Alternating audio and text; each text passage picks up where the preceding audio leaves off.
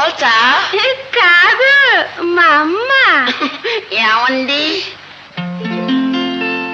వెళ్ళవే నా తల్లి, వెళ్ళవే అమ్మా, ముద్దులిస్తే నీకు డబ్బులిస్తాడు, మంచి బట్టలిస్తాడు, డబ్బులిస్తాడు, మంచి బట్టలిస్తాడు అని ముందుకు తోసింది.